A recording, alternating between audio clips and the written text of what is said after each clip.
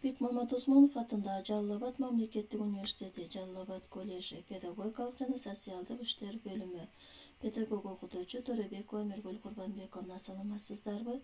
Башталгыч класстарда окутуу адистиктери үчүн педагогика дисциплинасы боюнча бүгүнкү сабагыбызды баштайбыз. Сабактын темасы тарбиялоо каражаттары жана формалары. Сабактын максаты тарбиялоонун каражаттары жана формалары жөнүндө түшүнүк аласыңар. Тарбиялоонун негизги формаларынын мүнөздөмөсүн билесиңер. Сабакта каралуучу тапшырмалар: тарбиялык иштин формалары жана классификациялары, тарбиялык иштин формасы, жамааттык чыгармачылык ишмердүүлүк, тарбиялоо формалары жана каражаттарын тандоого таасир этүүчү фактылар. Баалоо критерийлери: тарбиялык иштин формалары жана классификациясын билсеңер, тарбиялык иштин формасы жана жамааттык чыгармачылык ишмердүүлүк жөнүндө билсеңер, тарбиялоо формалары жана каражаттарды тандоодо таасир этүүчү факторлорду айта алсаңар. Тарбиялоо каражаттары жана формалары жөнүндө түшүнүк. Тарбиялоо каражаты социалдык тажрыйбанын педагогикалык жактан көз карандысыз булагы.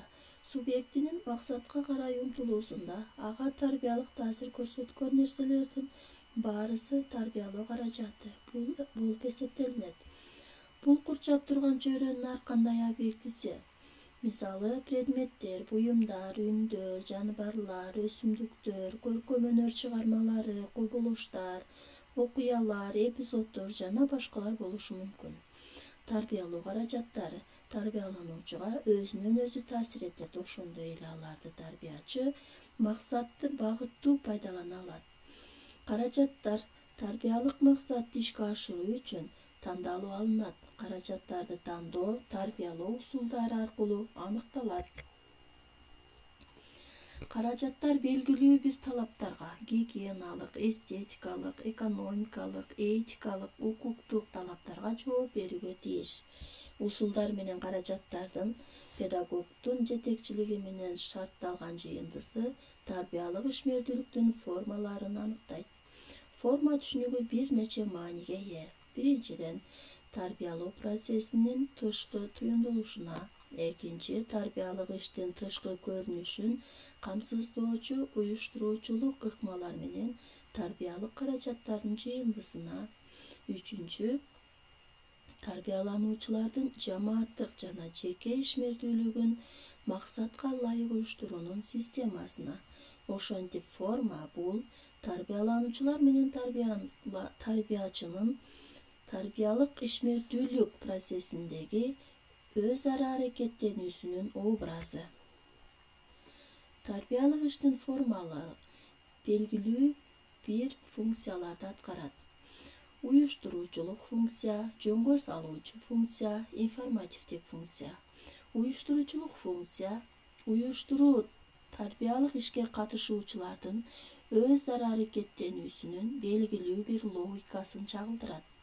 Жөнгө салуучу функция тарбиялануучулар менен тарбиячынын өз ара мамилелерин жөнгө салууга мүмкүндүк берет. Бул процессте социалдык мамилелердин нормалары калыптанат. Ал эми информативдик функция тарбиялануучуларга билимдерди бир жактуу кабарлоого гана эмес, аларды өз тажрыйбасына кайрылтуу, колдо бар информацияны актуалдаштыруу да мүмкүн болот. Тарбиялык ишти формаларын көп сандаган классификациялары бар. Убакыт ичиндеги узактыгы, бул кыска убакыт ичинде бир нече мүнөт же бир саат бою. Узак убакыт ичинде бул бир нече күн же жума. Тарбиялануучулардын ишмердүүлүгүнүн түрлөрү. Булар окуу, эмгек, спорттук, көркөм ишмердүүлүктөр. Педагогдун таасир этүү ыкмасы: түздөн түз, ортомчу аркылуу уюштуруу субъектилери, ата-энелер, башка чоң адамдар ишмердүүлүк кызматташуунун негизинде түзүлөт. Аны демилгелөө жана ишке ашыруу тарбиялануучуларга таандык болот. Катышуучулардын саны: жеке тарбиячы тарбиялануучу менен Топтук тарбиячы тарбиялануучулар тобу менен, массалык бул тарбиячы бир нече топ менен бул формалары бөлүнөт. Тарбиялык иштин формасы жамааттык чыгармачылык аткарылышы боюнча кайталангыс болушу мүмкүн. Жамааттык чыгармачылык ишмердүүлүктүн жүрүшүндө тарбиялануучулар чоң адамдар менен биргеликте жана алардын жетекчилиги астында жаңы тажрыйба жаратышат. Мурда өздөштүрүлгөн билимдердин, билгичтиктердин колдонуу менен жаңыларына ээ болушат. Жамааттык чыгармачылык ишмердүүлүктүн методикасынын негизи болуп, кызматташуу, жамаат мүчөлөрүнүн биргелешкен ишмердүүлүгү, ишти жалпы пландаштыруу, аткаруу жана баалоо, жашоо үчүн маанилүү болгон практикалык милдеттерди чечүүнүн мыкты жолдору менен усулдарын издөө эсептелинет. Тарбиялоо фактылары жана каражаттарын тандоого таасир этүүчү факторлор. Каражаттар менен форманы тандап алууда алар билим берүү, өнүктүрүү жана тарбиялоо функцияларын ишке ашырарын, руханий активдүүлүгүн, ишмердүүлүгүн курчап турган чындыктагы предметтер менен өз ара аракеттенүүдөгү өз алдынчалыктуу демилгелерин эске алуу зарыл. Тарбиялоо формасын тандоо менен керектүү тарбиялык милдеттер менен ишмердүүлүктүн тарбиялануучуларды тартууга максатка ылайыктуу болгон негизги түрлөрүн, тарбия процессин уюштуруунун принциптерин, тарбиялануучулардын даярдыгын, алардын кызыгуулары менен муктаждыктарын, материалдык базаны, сырткы мүмкүнчүлүктөрүн эске алуу керек. Тарбиялоонун ар бир формасы ишмердүүлүктү уюштуруунун конкреттүү жолдорун, ыкмаларын, усулдарын аныктоону талап кылат. Муну ишмердүүлүккө катышкандар менен чогуу ишке ашыруу максатка ылайыктуу болот. Көбүн эсе тарбиялык иштин формасын тарбиячы өзү ойлонуп түзгөн учурлар болот.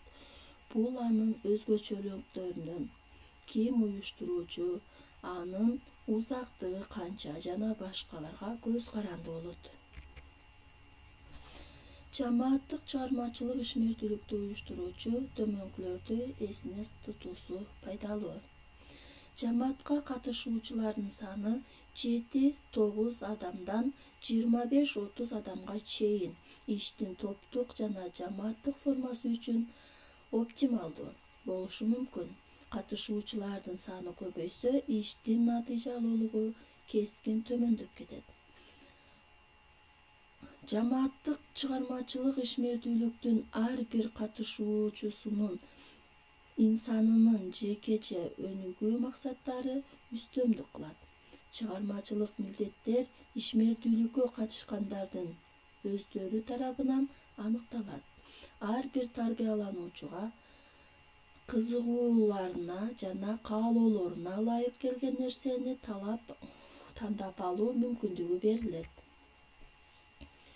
Жогоруда көрсөтүлгөн технология ар түрдүү формадагы тарбиялык иш-чараларды түрдүү тематикадагы класстык сааттар, конференциялар, поэзия, музыка, ыр, би кечелери, ОЗК журналдар, конкурстар, кызыктуу адамдар, курдаштар, бүтүрүүчүлөр жана башкалар менен жолугушуу өткөрүүдө пайдаланылышы мүмкүн. Тарбиялануучулардын кеңири чөйрөсү үчүн публикалык лекция, адаттан тыш мисалдар менен фактыларга жыктолгон, кооз эстетикалык кырдаалдарда 15-25 мүнөттөн маалымат каралып жаткан предметке же окууга карата мамилени ачык көрсөтүүгө мүмкүндүк берет. Бүгүнкү сабакта тарбиялоонун каражаттары жана формалары жөнүндө түшүнүк алдыңар жана тарбиялоонун негизги формаларынын мүнөздөмөсүн билдиңер. Эми тапшырма. Класста тарбиялоо боюнча ар түрдүү формадагы иш-чара өткөрүүнү пландаштыруу жана тарбиялоо формаларынын иш-чараны пландаштырууда колдонуу жолдорун аныктоо. Ушул менен сабагыбыз соңуна чыкты. Көңүл бурганыңар үчүн рахмат.